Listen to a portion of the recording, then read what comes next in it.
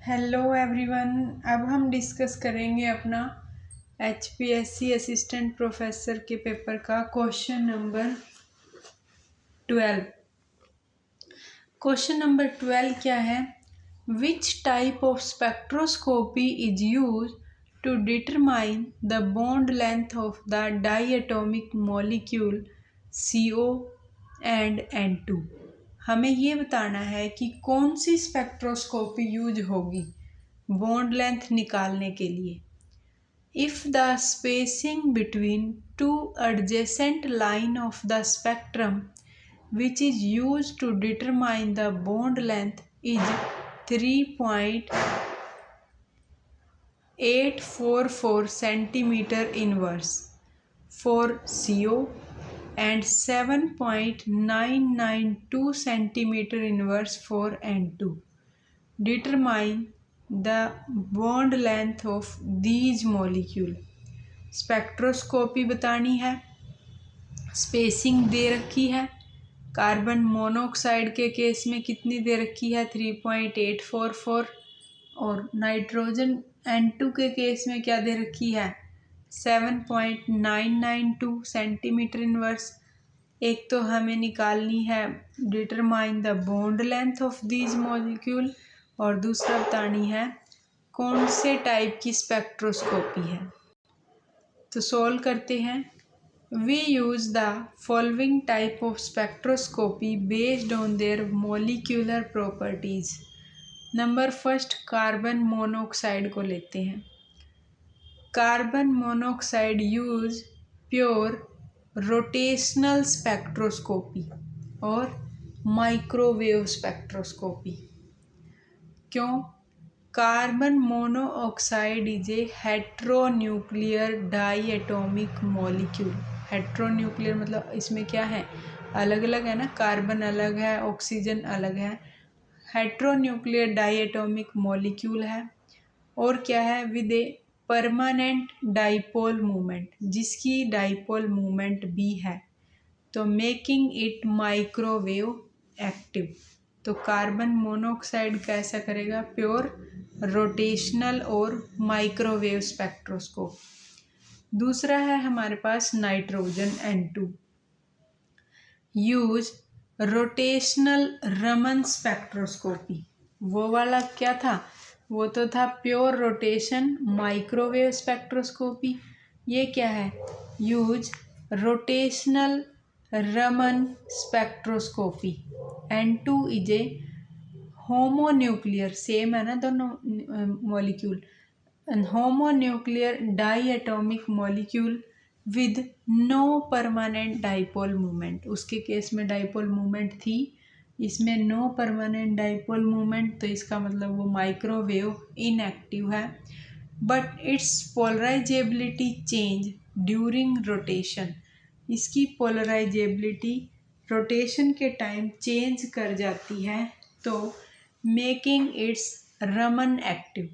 तो ये क्या है? रमन एक्टिव है। ये तो हमने बता दिया स्पेक्ट्रोस्कोपी कि जो वो वाला है CO, उसमें परमानेंट डाइपोल मूवमेंट होती है, तो माइक्रोवेव एक्टिव। नाइट्रोजन वाले केस में डाइपोल मूवमेंट परमानेंट नहीं है, और पोलराइजेबिलिटी की वजह से रोटेशन के टाइम वो चेंज कर जाती है, तो वो क्या है? रोटेशनल रमन स्पेक्ट्रोस्कोपी शो करेगा। अब निकालते हैं bond length. The bond length R is calculated using the rotational constant B, which is derived from the spacing between adjacent line in the spectrum delta V bar। Adjacent line जो है spectrum के अंदर, उसकी spacing हमें और किसके साथ?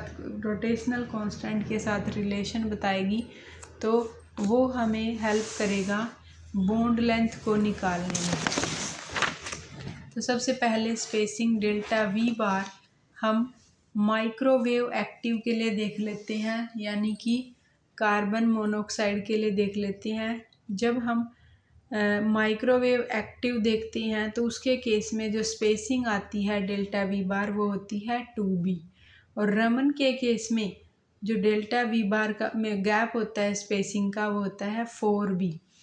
अब रोटेशनल कांस्टेंट b की जो वैल्यू है उसकी क्या होती है, h/8π² I इंटू में c in centimetre inverse.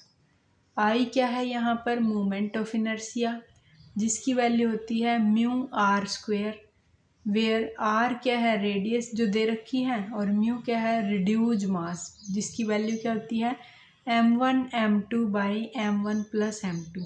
Put बाद में करेंगे, पहले सोल्व कर लेते हैं, रिड्यूज मास की वैल्यू निकाल लेते हैं, किसके लिए, कार्बन मोनोऑक्साइड के लिए, फिर n2 के लिए सोल्व करेंगे।